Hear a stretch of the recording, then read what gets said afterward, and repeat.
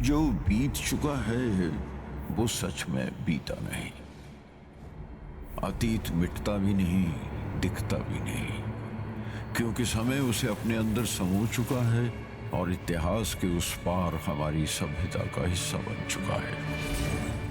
महाभारत एक ऐसे महायुद्ध की कहानी है जब सारा भारत धर्म और कर्म का फैसला करने के लिए एक जगह जमा हो गया था, कुरुक्षेत्र में। ये युद्ध है दो परिवारों का जिनके पूर्वज एक ही थे। 5 पांडव थे और 100 कौरव। कौरवों के साथ परिवार के सारे बुजुर्ग महायोद्धा शामिल थे और पांडवों के साथ उनका परिवार और कृष्ण थे। धृतराष्ट्र के दरबार में चौपड़ बिछाई गई। सत्यवादी युधिष्ठिर धन सम्मान संपत्ति सब हार गए तो पांचाली को दांव पर लगा दिया, जो 5 पांडवों की पत्नी थी। सत्य सतरंगी होता है, मिथ्ये 1000 करवटें लेता है। जब युद्ध के नियम तय किए गए थे वो तलवार की धार की तरह पक्के थे और जब टूटे तो द्रौपदी की चूड़ियों की तरह पूरे कुरुक्षेत्र में बिखर गए। 18 दिन तक सूर्य रोज सुलगता हुआ क्षितिज से निकलता और शाम को जलती चिताओं की आग में भस्म हो जाता। हम आज भी धर्म कर्म के उसी युद्ध में जी रहे हैं। हमारे पांव कुरुक्षेत्र से निकले नहीं।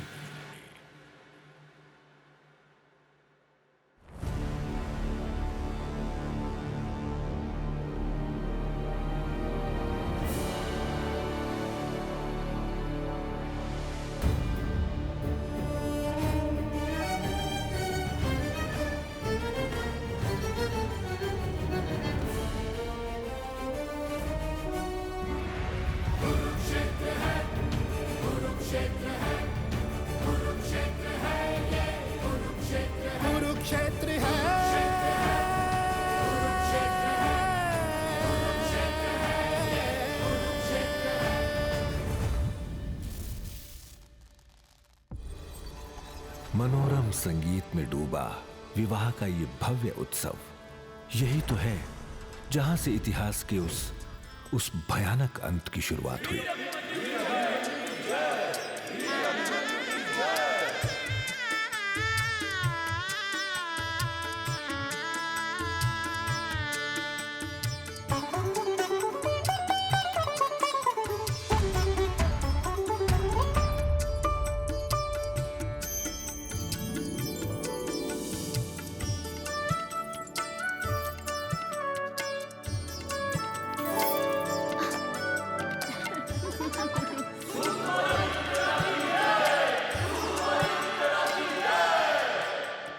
ये तो घोर अन्याय है। इतनी सुंदर स्वर्ग सी अप्सरा और नाम उत्तरा। आपका नाम तो उत्तमा होना चाहिए था। फिर तो कदाचित आर्यमान का नाम भी अभिमन्यु नहीं, कविमन्यु होना चाहिए था। हो जाएगा। बाहर पुष्प लाल, भीतर हृदय लाल और हाथ में प्रेम की ये अंगूठी लाल। हर्ष से लाल अभिमन्यु को क्या पता कि लाल तो वो युद्ध भूमि भी थी जो उसी के रक्त में रंगने वाली थी। हे ईश्वर, मेरी आंखों पर तो पट्टी है, पर क्या तुझे भी दिखाई नहीं देता?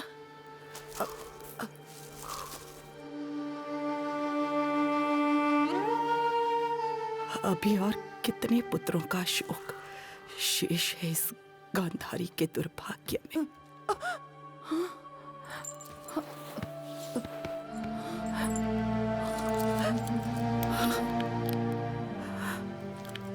अभिमन्यु, ये क्या हो गया पुत्र? ये क्या हो गया? जिन हाथों को पुष्पों की सेज पर होना चाहिए वो यहाँ शवों के बीच निर्जीव पड़े हैं। सर्वमंगल मांगल्ये शिवे सर्वात्र साधिके शरण्ये त्र्यंबके गौरी नारायणे नमस्तुते। मंत्र और मंत्रणा दोनों उस दिन साथ साथ चल रहे थे, क्योंकि उस दिन एक नहीं 2 विवाह संपन्न हो रहे थे। एक अभिमन्यु और उत्तरा का और दूसरा कुरुवंश और उस महायुद्ध का जिसने समस्त भारत को महाभारत बना दिया।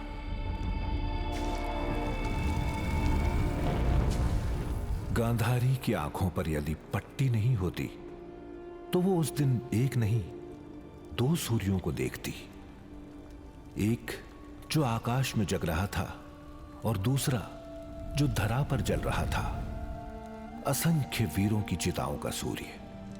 युद्ध की उस अग्नि ने वीरों के शरीर भले राख कर दिए, पर उनकी कहानियां नहीं मिटा पाई। कहानियां साहस की, प्रतिशोध की, त्याग की और महत्वाकांक्षाओं की। कहानियां जिनका एक एक शब्द पुकारता है कुरुक्षेत्र। यदा यदा हि धर्मस्य ग्लानिर्भवति भारत अभ्युत्थानमधर्मस्य तदात्मानं सृजाम्यहम् परित्राणाय साधूनां विनाशाय च दुष्कृतां धर्म संस्थापनार्थाय संभवामि युगे युगे।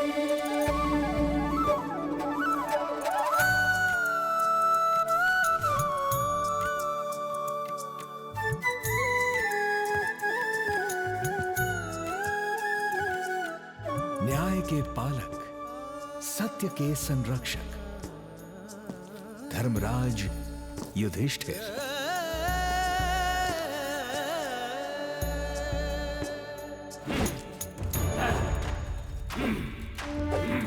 असीम बलशाली, महाकाय, महारथी, गदाधारी भीम।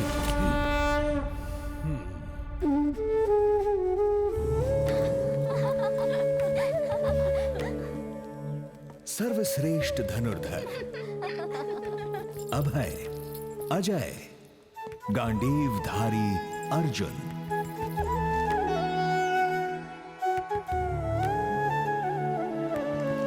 माद्री पुत्र नकुल और सहदेव।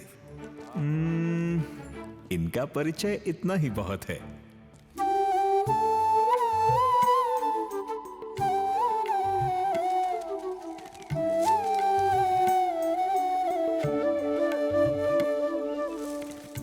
सौभाग्यशालिनी, देव सुंदरी पांचाली द्रौपदी।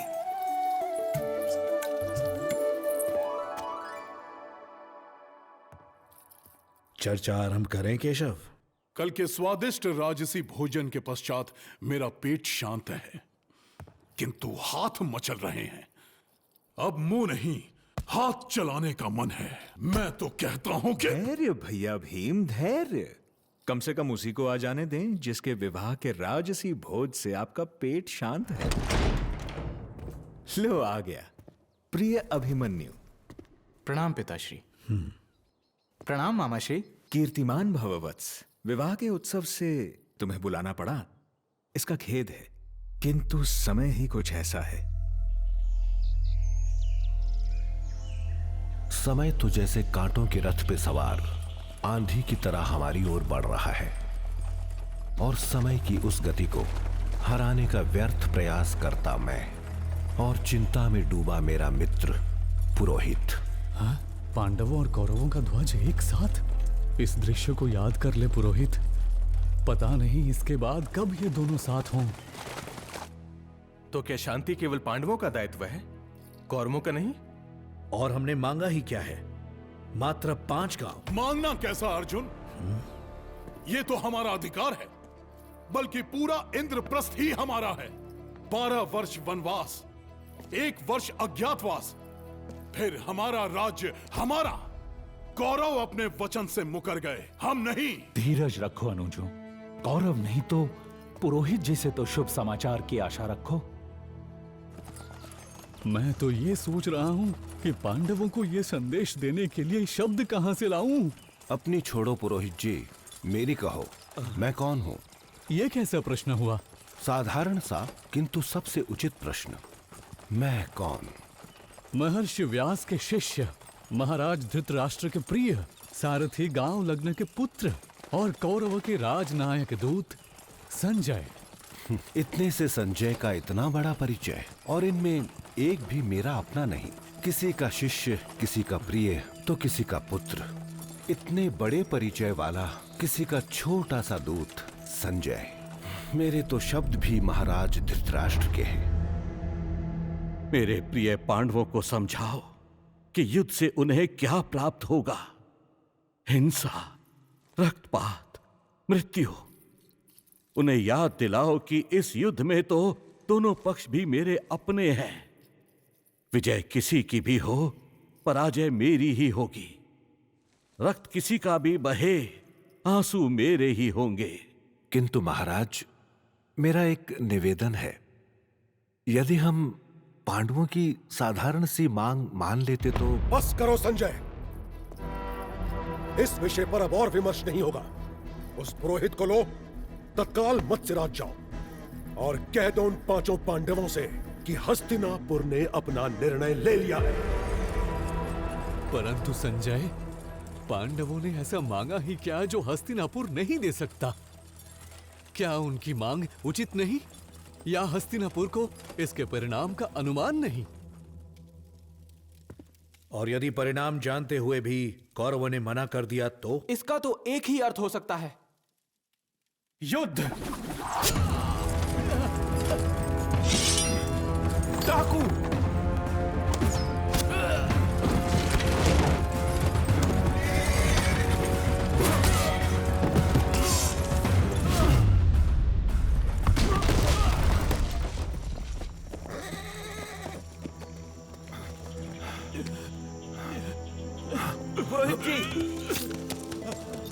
भूमि लहू मांग रही है संजय।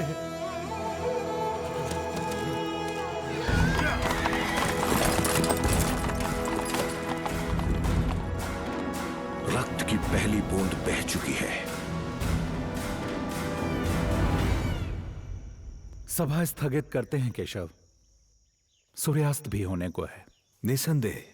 हाँ, समस्त कुरु वंश का सूर्य अस्त होने को है।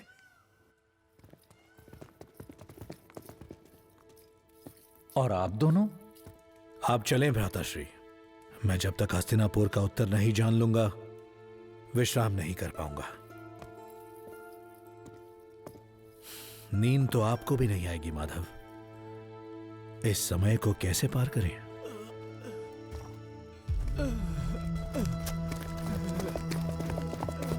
इन्हें तुरंत राजवैद्य के पास ले जाओ, तुरंत। आइए, आपको अतिथि कक्ष में ले चलता हूं। महाराज युधिष्ठिर से भेंट हो जाती तो अच्छा होता। महाराज युधिष्ठिर और अन्य पांडव तो अभी विश्राम कर रहे हैं।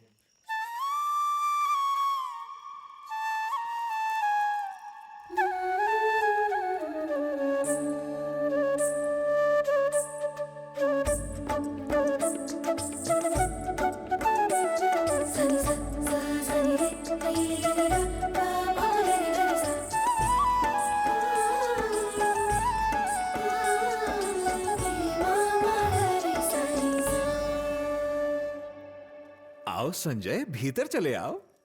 ऐसे आधे अधूरे क्यों? हमें अपने संपूर्ण दर्शन दो। दर्शन और आशीर्वाद तो मुझे चाहिए आपके केशव। आइए संजय, स्थान ग्रहण कीजिए।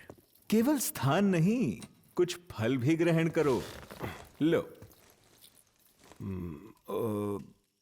चिंता न करें संजय, संदेश तुम्हारा जैसा भी हो, फल ये मीठे ही हैं। मैंने स्वयं चुने हैं। किंतु मेरे शब्द तो मैंने नहीं चुने हैं केशव, तो कैसे बोलूं? कुछ मत कहो संजय, तुम्हारी निशब्दता बोल रही है। कौरवों का एक और अर्थहीन प्रस्ताव। हमें युद्ध नहीं चाहिए, किंतु कौरवों को शांति नहीं चाहिए। अपने धनुष की डोरी कस लो पार्थ, और बाणों की धार तेज कर लो। इन्हें चलाने का समय अब समीप है। जाओ कह दो संजय कि हस्तिनापुर का उत्तर हमें मिल गया है। उत्तर तो हस्तिनापुर रणभूमि में देगा, और ऐसा उत्तर कि प्रश्न कम पड़ जाएंगे। ये महाराज धृतराष्ट्र वो धृतराष्ट्र नहीं है जिनके अंधेपन का लाभ उठाकर इनका सिंहासन इन्हीं के अनुज पांडु ने हड़प लिया। और फिर मन भर गया तो त्याग दिया। ये वो धृतराष्ट्र हैं जो जन्म से अंधे होने के बाद भी कर्तव्य से कभी डिगे नहीं। महाराज धृतराष्ट्र की जय! महाराज धृतराष्ट्र की जय! ये वो धृतराष्ट्र हैं जिनका ज्येष्ठ पुत्र दुर्योधन अर्थात मैं इस सिंहासन का एकमात्र उत्तराधिकारी है। और दुर्योधन अंधा नहीं। युवराज दुर्योधन की जय! युवराज दुर्योधन की जय! हस्तिनापुर की भूमि हमें प्राणों से भी प्रिय है और पांडवों को इसका एक अंश भी चाहिए तो लड़कर लेना होगा। भिक्षा में कुछ नहीं मिलेगा। न्याय छोड़ो, क्या उन्हें हमारे संबंधों का भी ध्यान नहीं? संबंध? वही तो कारण है भैया युधिष्ठिर कि वो भूमि का एक अंश भी हमें देने को तैयार नहीं, क्योंकि अधिकार तो भूमि पर जितना उनका है उतना हमारा भी है। तो क्या पितामह भीष्म भी उन्हें नहीं समझाते? तुम्हें समझने और तुम्हें समझाने का सामर्थ्य मुझ में नहीं दुर्योधन। मैं तुम्हारे साथ हूं क्योंकि हस्तिनापुर के सिंहासन की रक्षा के लिए वचनबद्ध हूं। अपने जीवित रहते तुम पर आंच ना आने दूंगा, किंतु चोट मैं पांडवों को भी ना पहुंचाऊंगा, क्योंकि पांडव भी मेरे उतने ही अपने हैं जितने तुम। मैं अपने ही वंश पर शस्त्र नहीं चलाऊंगा। वंश? वंश क्या होता है मुझसे पूछिए पितामह। मैं अंगराज कर्ण, वंश के कारण मुझे श्राप मिला कि अपने अंतिम पलों में मैं युद्ध विद्या भूल जाऊंगा, किंतु फिर भी युद्ध के लिए मैं पूरी तरह से समर्पित हूं। आपकी तरह आधी निष्ठा वाला योद्धा नहीं। युद्ध भूमि में मैं आपके नेतृत्व में कभी युद्ध नहीं करूंगा पितामह। कर्ण, तुम्हारे बिना तो मेरा बल आधा हो जाएगा। तुम चिंता मत करो दुर्योधन, क्योंकि द्रोणाचार्य, कृपाचार्य और पितामह भीष्म जैसे महारथियों की भीड़ में भी मैं ही हूं जो इनके प्रिय अर्जुन का शीश तुम्हें भेंट चढ़ाऊंगा। मृत्यु का मुझे भय नहीं, किंतु अन्याय के समक्ष शीश झुकाना भी एक अन्याय है। कौरवों की हट का उत्तर तो देना ही होगा। यदि शांति के लिए हमें अपने व्यक्तिगत क्रोध का मोल भी चुकाना पड़े तो भी मैं शांति ही चुनूंगा।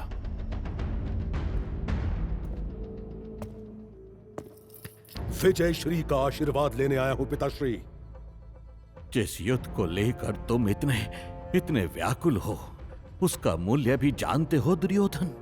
गांधारी, समझाओ अपने पुत्रों को। सिंहासन के लिए इनकी भूख देखकर मुझे तो लगता है कि ये मुझसे अधिक आपके पुत्र हैं महाराज। माते, आशीर्वाद। आशीर्वाद? आशीर्वाद मैं देती हूँ तुम्हें दुर्योधन। धर्म जिसके साथ है, विजय केवल उसी पक्ष की हो।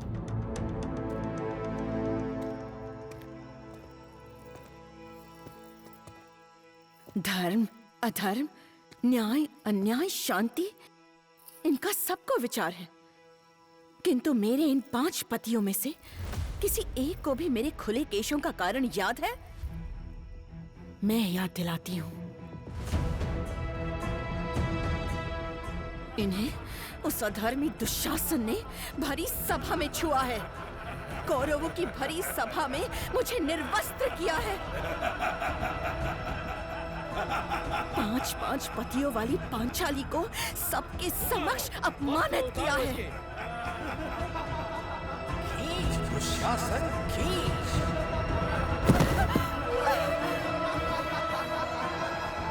शांति की मूर्ति, तुम पांचों मेरा अपमान भूल गए, किंतु मैं नहीं भूली, मेरे केश नहीं भूले। हे वासुदेव, कह दो इन 5 पतियों से कि यदि वो मेरे अपमान का प्रतिशोध लेने में असमर्थ हैं, तो मेरे वृद्ध पिता, मेरे 5 पुत्र और मेरा अभिमन्यु अभी जीवित है। द्रौपदी का प्रतिशोध अवश्य पूरा होगा।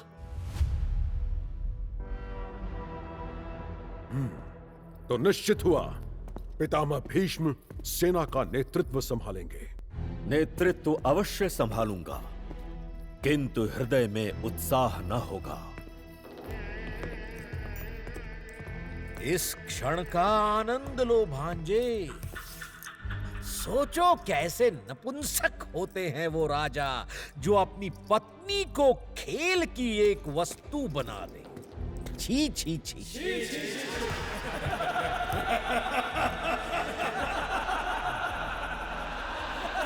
वो प्रजा की क्या रक्षा करेंगे जो अपनी पत्नी की रक्षा नहीं कर पाए।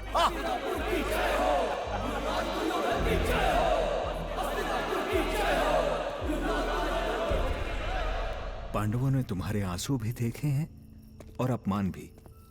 ये तो इनका सामर्थ्य है कि इतने अपमान और इतने अन्याय के बाद भी ये शांति के इच्छुक हैं। क्रोध मत करो द्रौपदी। इतने शांति प्रयासों के बाद भी कौरवों को यदि विनाश ही प्रिय है तो अब उन्हें विनाश ही मिलेगा। तुम्हारा प्रतिशोध पूरा होगा द्रौपदी, और तुम्हारे खुले केशों की प्रतिज्ञा भी।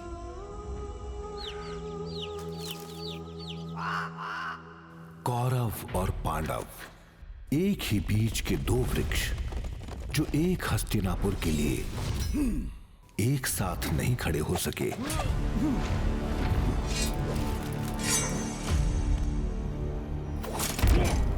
और धर्म अधर्म जैसे भव्य आदर्शों की भेंट चढ़ गए।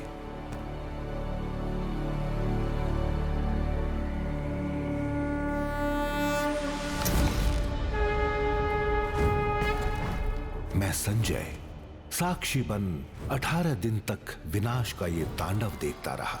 लेकिन इन 18 दिनों में मैंने सिर्फ युद्ध नहीं देखा, मैंने देखे 18 योद्धा और उनके साहस की 18 कहानियां, और हर कहानी के पीछे छिपे वो 18 कारण, जिन्होंने शांति के हर प्रयास के बाद भी कुरुवंश के भाग्य में थोप दिया इस महायुद्ध का।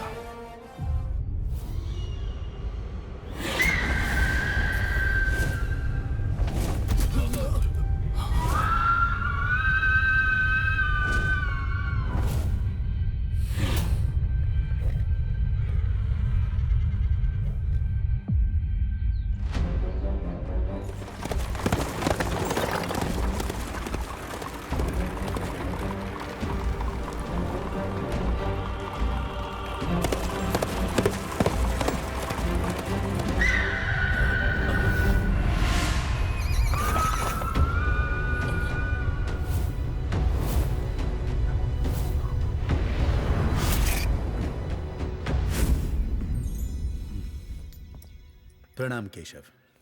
पार्थ, तुम यहां कैसे?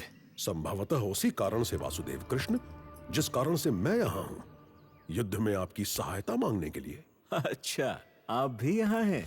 मेरा इतना सौभाग्य।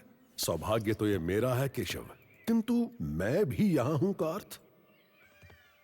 मैं ही तो पहले आया, स्वयं अर्जुन से पूछ लीजिए। हाँ केशव, भैया दुर्योधन सही कह रहे हैं, वही पहले आए थे। और इसीलिए पहले मांगने का अधिकार भी मेरा है।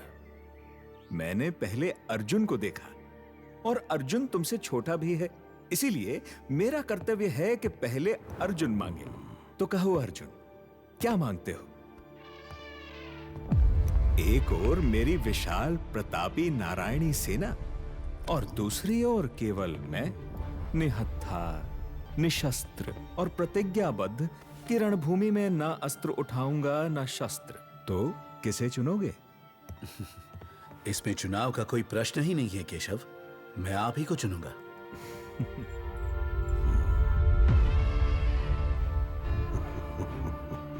तो आपकी नारायणी सेना मेरी। ठीक है, अपने अनुज का हृदय मैं कैसे तोड़ सकता हूं? मैं आपकी नारायणी सेना से ही काम चला लूंगा।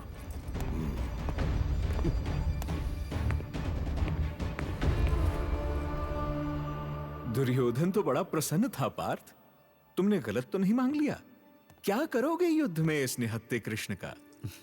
तीनों लोग जिसके हाथ में हो उसके हाथ में स्वयं को सौंप दूंगा केशव।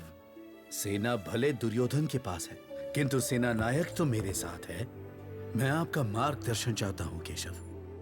लक्ष्य मैं ही भेदूंगा, किंतु लक्ष्य आप दिखाएंगे। तीर मैं ही चलाऊंगा, किंतु अंधेरे में नहीं, आपके प्रकाश में।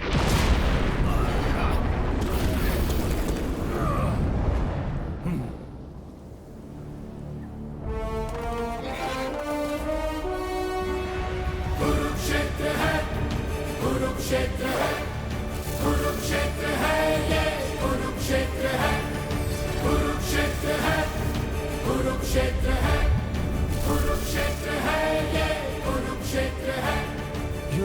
प्रतिपल अब समीप था, किंतु दुर्योधन तो अब भी व्याकुल था। पितामह, अब कैसा विलंब? अब तो युद्ध का शंखनाद करें। तुम तो ऐसे व्याकुल हो दुर्योधन, जैसे कोई खेल आरंभ होने वाला हो। ये युद्ध भूमि है, यहाँ हार जीत के लिए नरसंहार होता है। आपके लिए तो खेल ही है पितामह। आप तो प्रण करके आए हैं कि किसी पांडव को क्षति नहीं पहुंचाएंगे, और कर्ण जो पहुंचा सकता था वो भी आप ही के कारण मेरे साथ इस रण क्षेत्र में नहीं है। तुमने और तुम्हारे मित्र ने इतने युद्ध नहीं लड़े होंगे जितने मैंने जीते हैं। युद्ध में केवल हार और जीत नहीं होती, अपने चलाए हर बाण का मोल चुकाना पड़ता है। इसलिए हे हस्तिनापुर के युवराज, अपने लाभ के साथ अपनी हानियां भी गिनना आरंभ कर दो, क्योंकि बाद में क्या गिनोगे जब कुछ बचेगा ही नहीं। पुत्र, तुम अपना कर्तव्य निभाओ, मैं अपना धर्म निभाता हूं।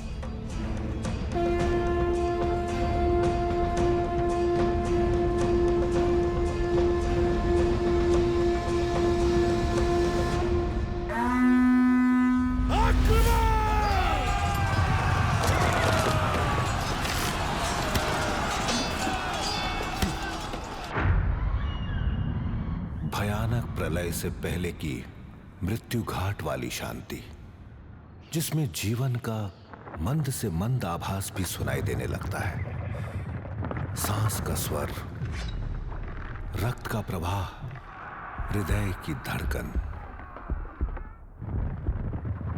किंतु अर्जुन को केवल सुनाई नहीं दे रहा था, अर्जुन को तो सब साक्षात दिख रहा था। मुझे तो केवल चिड़िया की आंख दिख रही है गुरुदेव। भेद दो लक्ष्य अर्जुन, तुम्हें वचन देता हूँ, तुम्हें संसार का सर्वश्रेष्ठ धनुर्धर बनाऊंगा। माँ कहती हैं कि आपने अपने बाणों से गंगा का प्रवाह रोक दिया था पितामह। मुझे भी आपकी जैसा वीर बनना है। मुझसे भी बड़ा वीर बनना, किंतु मेरा आशीर्वाद लेकर मुझे ही युद्ध में मत हराना अर्जुन। रथ रोकिए केशव।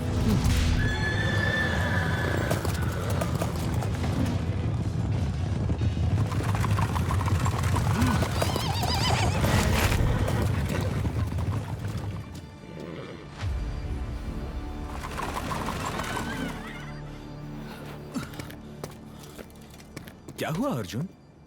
ये तो सारा मेरा ही परिवार है केशव। ये बंधु, ये मित्र, पितामह भीष्म, गुरु द्रोण, जिनसे बाण चलाना सीखा उन्हीं पर बाण चला दूं। जिस जाति की छत्र छाया में खेला उसे ही भेद दूं। नहीं केशव, इनसे कैसे युद्ध होगा? अर्जुन, ये तुम क्या? अर्जुन ठीक कह रहा है भैया युधिष्ठिर। बिना बड़ों की आज्ञा के युद्ध? जाइए, पहले बड़ों का आशीर्वाद तो लीजिए। कृष्ण ने मार्ग दिखाया तो युधिष्ठिर नंगे पांव ही चल दिए, और कौरवों की विशाल सेना हक्की बक्की उन्हें यूं निशस्त्र आते देखती रही।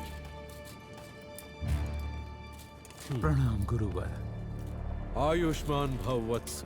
युद्ध भूमि में व्यक्ति न किसी का पुत्र होता है न किसी का शिष्य, वो केवल एक योद्धा होता है। मेरी शिक्षा का मान रखना पुत्र।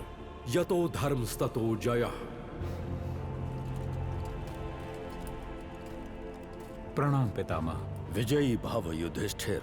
यदि युद्ध ही हमारी नियति है तो इस नियति का शीश उठाकर सामना करना। याद रखना युधिष्ठिर, मैं तुम्हारा पितामह हूं, तुम्हारे परामर्श के लिए सदा उपलब्ध हूं।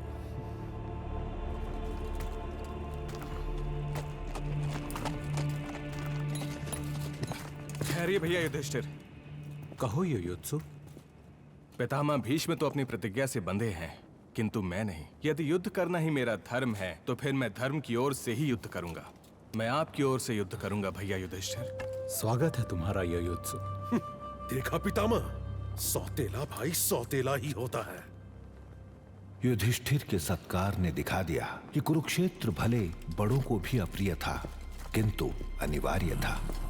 अपने कर्तव्यों से बंधा हर कोई इस युद्ध में लड़ने को विवश था, पर मन तो कोई गांडीव नहीं कि जिधर साधा सध गया। इस युद्ध में तो हार ही हार है केशव। मैं जीत भी गया तो क्या जीतूंगा? मेरे तो हाथ कांप रहे हैं। मैं ये युद्ध नहीं लड़ सकता केशव, नहीं लड़ सकता। कुरुक्षेत्र को जैसे सांप सूंघ गया था और अर्जुन को ऐसे देख सब स्तब्ध थे, पांडव भी कौरव भी। तुम सही थे अर्जुन। इस युद्ध में तुम्हें कृष्ण की नारायणी सेना से कहीं अधिक कृष्ण की ही आवश्यकता थी।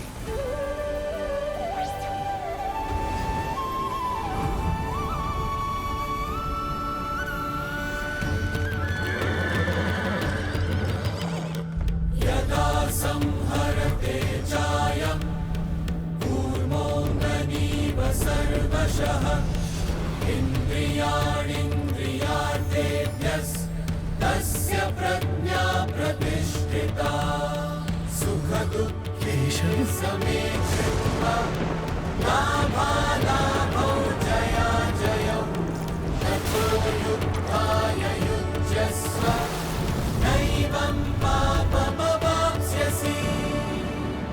ये क्या रूप है आपका? दैवीय भी और दानवीय भी। एक क्षण इतना अंधकार जिसका कोई पार नहीं, और अगले क्षण इतना प्रकाश कि जिसमें कुछ सूझता नहीं। ये क्या माया है माधव? मेरी कुछ समझ में नहीं आ रहा। आत्मा पार्थ, आत्मा जो न जन्म लेती है न मरती है, जिसकी लौ एक शिशु में भी उसी तेज से जलती है जैसे किसी मरते वृद्ध के शरीर में। शरीर पैदा होते हैं, बूढ़े होते हैं, मर जाते हैं, किंतु ये लौ कभी नहीं बुझती। यही तो है जो अजर, अमर, अजन्मी और अविनाशी है। यही लौ तो हमें धर्म का मार्ग दिखाती है। केशव, क्या है धर्म का मार्ग? युद्ध पार्थ, युद्ध। किंतु अपने ही परिजनों और मित्रों का रक्तपात धर्म का मार्ग कैसे केशव? मित्र कौन? ये नश्वर शरीर या वो अविनाशी आत्मा जिसे तुम जानते तक नहीं? यहां न कोई मित्र है पार्थ, न कोई शत्रु। सब में मात्र वही एक प्रकाश है जो तुम्हारे भीतर भी जल रहा है, अविनाशी आत्मा। अपना गांडीव उठाओ अर्जुन, और इन सांसारिक बंधनों के पार देखो। तुम्हें अपना मार्ग स्वयं दिखाई देगा। मुझे तो केवल मृत्यु दिखाई देती है वासुदेव कृष्ण। असंख्य अगणित शव, अपने हाथों अपने ही परिवार का वध। कौन सा परिवार पार्थ?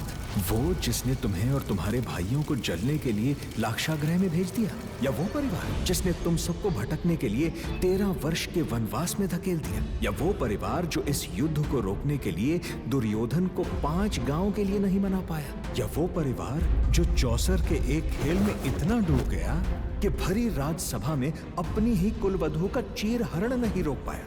तब कहां थे तुम्हारे पितामह और गुरु पार्थ? संभव है वो अपने कर्तव्यों से बंधे थे केशव, जैसे तुम अपने कर्तव्यों से, योद्धा के कर्तव्यों से।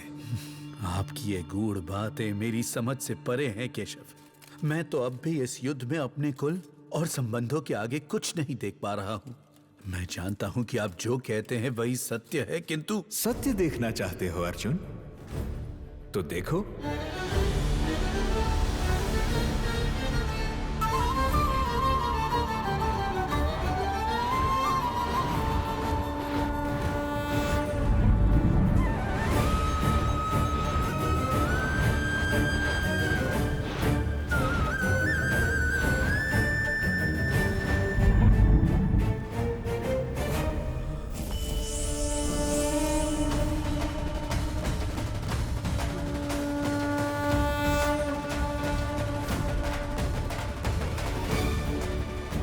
मेरा ये विश्व रूप यही सत्य है।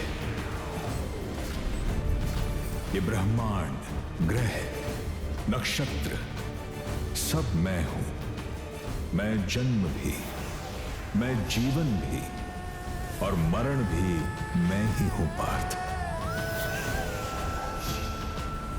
मैं अग्नि, मैं ही वायु, मैं जल, ये पृथ्वी और इस पृथ्वी पर हर जीव, जंतु, जड़, चेतन, सब मैं। धर्म भी मैं और अधर्म भी मैं। तुम जो चलाओगे वो धनुष भी मैं हूं और बाण भी मैं। धर्म और अधर्म का संतुलन बनाने के लिए तुम तो एक निमित्त मात्र हो अर्जुन, क्योंकि इस युद्ध में तो मारने वाला भी मैं हूं और मरने वाला भी मैं। ये मेरा विश्व रूप, यही प्रथम सत्य है अर्जुन, और यही अंतिम सत्य भी। हे कृष्ण, निश्चित ही ये सत्य है, किंतु मैं इस सत्य तक कैसे पहुंच सकता हूं? कर्म करो पार्थ, शस्त्र उठाओ। ये मत देखो कि तुम्हारे समक्ष कौन है, ये देखो कि तुम्हारे साथ कौन है, चाहे अपनों से ही क्यों न लड़ना पड़े। और इस युद्ध में धर्म तुम्हारे साथ है पार्थ, क्योंकि मैं तुम्हारे साथ हूं। उठो पार्थ, धर्म की रक्षा करो। जय और पराजय मुझ पर छोड़ दो और निष्काम युद्ध करो, क्योंकि कुरुक्षेत्र में यही तुम्हारा कर्म है और यही तुम्हारा धर्म। मैं प्रकाश हूं, मैं ही साया, अंत है जिसका वो सब माया। मेरे निकट आओ, समा जाओ, अंत ही अंतिम है। नीचे भूमि, ऊपर नक्षत्र है। कुरुक्षेत्र है ये, कुरुक्षेत्र है।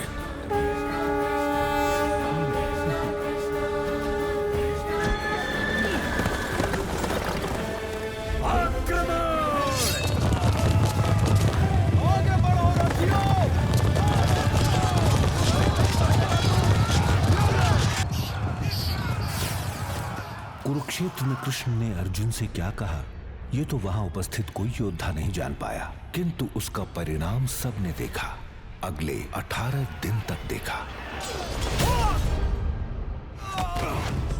इस युद्ध में हर किसी का बस एक ही भगवान था, प्रतिशोध, और उस भगवान का सबसे बड़ा भक्त भीम।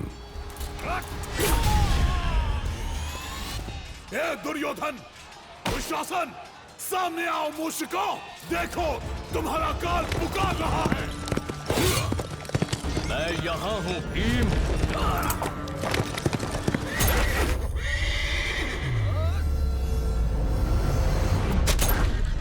अपने अनुज का प्रणाम स्वीकार करें भैया दुशासन। नकुल,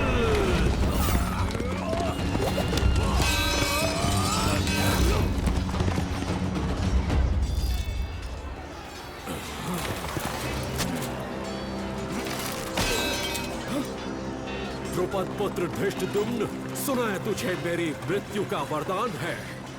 तो उठा धनुष और चला भाग, मेरी छाती तेरे लिए तैयार है।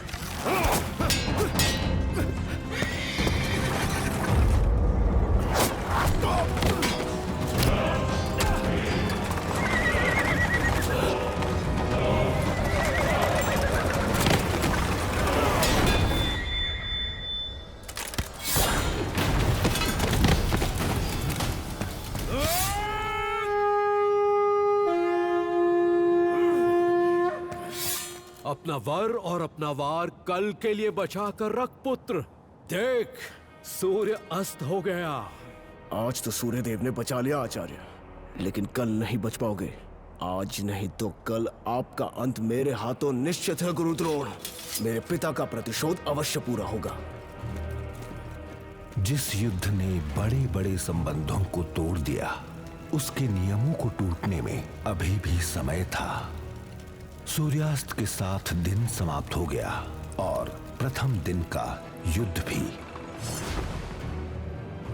रथियों और महारथियों से भरा ये युद्ध केवल मानवों का युद्ध होता तो और बात होती, किंतु इसमें तो देव, दानव और ब्रह्मांड की अनंत शक्तियां भी सम्मिलित थीं, और भीष्म उन्हीं में से एक शक्ति थे।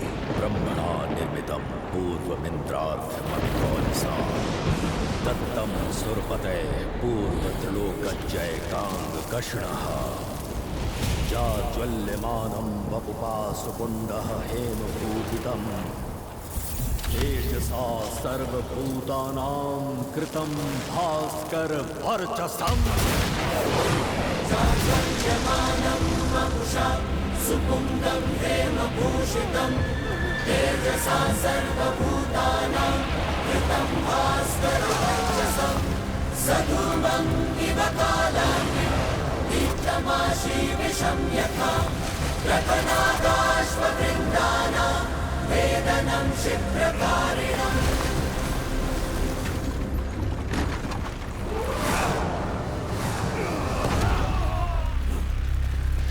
चित्रसेन, कुचल दो इसे हाथी के पैर के नीचे।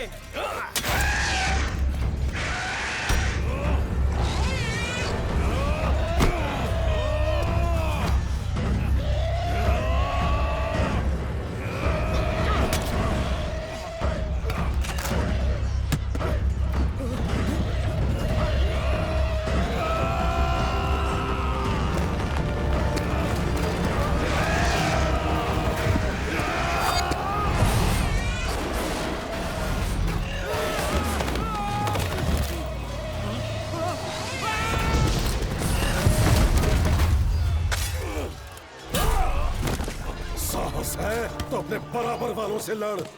साहस? भरी सभा में स्त्रियों का अपमान करने को तू साहस कहता है? मैं पूरा दिवस ऐसे ही लड़ सकता हूँ, किंतु मेरे पास पूरा दिवस नहीं। तुम्हारे 100 के 100 भाइयों को जो मारना है मुझे।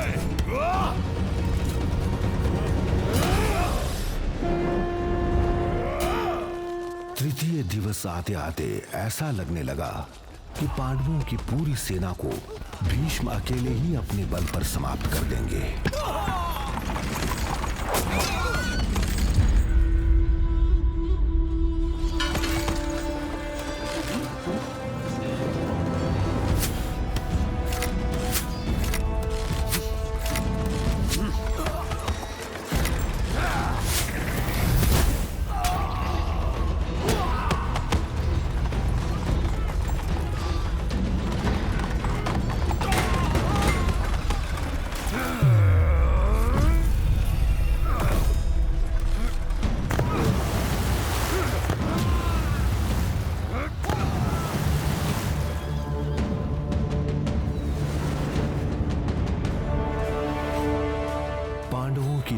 अक्षौहिणी सेना को गंगा पुत्र भीष्म ने 2 ही दिन में जलमग्न कर दिया और तीसरे ही दिन भीष्म का आतंक पांडव सेना में स्पष्ट नजर आ रहा था।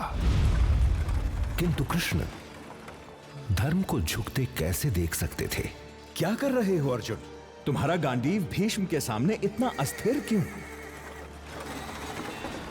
अर्जुन, भीष्म को रोको, अन्यथा मैं ही कुछ करता हूं। कुरुक्षेत्र है, कुरुक्षेत्र है, कुरुक्षेत्र है, ये कुरुक्षेत्र है। केशव, कुरुक्षेत्र है, कुरुक्षेत्र है, कुरुक्षेत्र है, ये कुरुक्षेत्र है। हे चक्रधारी माधव, आपके हाथों मेरी मृत्यु हो, इससे बढ़कर मेरा क्या अंत हो सकता है? भीष्म ने तो अपना इच्छा मृत्यु का वरदान कृष्ण के चरणों में समर्पित कर दिया, किंतु कृष्ण ने कुरुक्षेत्र में शस्त्र ना उठाने का प्रण लिया था। उस प्रण का क्या? कुरुक्षेत्र है, कुरुक्षेत्र है, कुरुक्षेत्र है, कुरुक्षेत्र है, ये कुरुक्षेत्र है। धर्म का युद्ध है, कर्म क्षेत्र है, कुरुक्षेत्र है।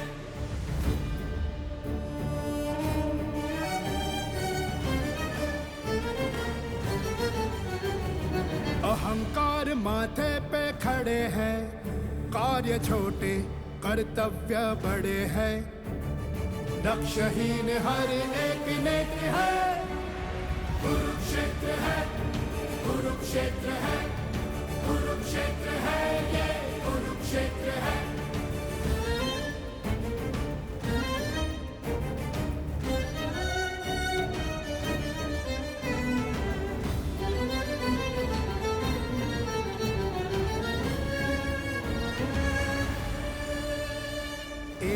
एक नेत्र अमृत चख लेना, अमृत चख लेना, एक नेत्र में विष रख लेना,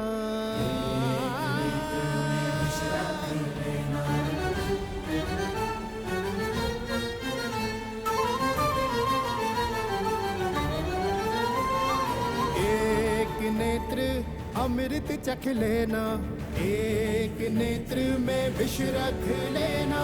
युद्ध की नियति दुख का क्षेत्र है, देव जाने सब मनुष्य अनजान है, मृत्यु ही अंतिम निर्वाण है। जीने का नियम बड़ा विचित्र है, कुरुक्षेत्र है, कुरुक्षेत्र है, कुरुक्षेत्र है, ये कुरुक्षेत्र है, कुरुक्षेत्र है, कुरुक्षेत्र है, कुरुक्षेत्र है, ये कुरुक्षेत्र है, कुरुक्षेत्र है, कुरुक्षेत्र है, कुरुक्षेत्र है, ये कुरुक्षेत्र है, कुरुक्षेत्र है, कुरुक्षेत्र है, कुरुक्षेत्र है, ये कुरुक्षेत्र है।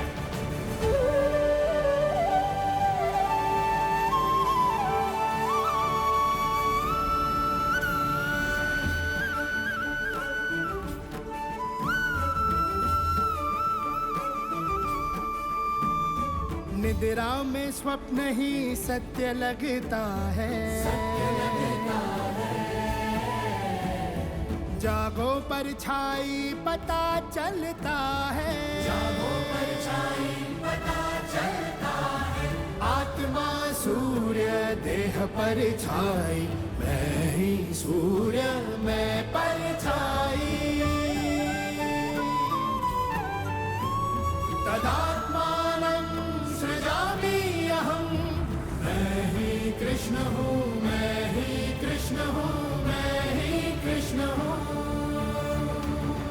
कृष्ण कृष्ण कृष्ण कृष्ण कृष्ण कृष्ण कृष्ण कृष्ण कृष्ण कृष्ण कृष्ण कृष्ण कृष्ण कृष्ण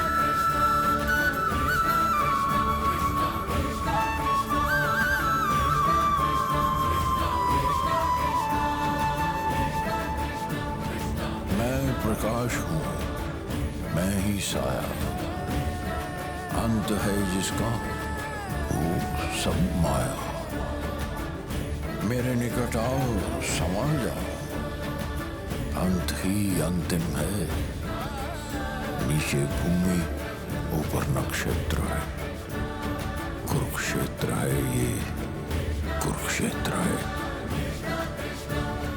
कुरुक्षेत्र है, कुरुक्षेत्र है, कुरुक्षेत्र है।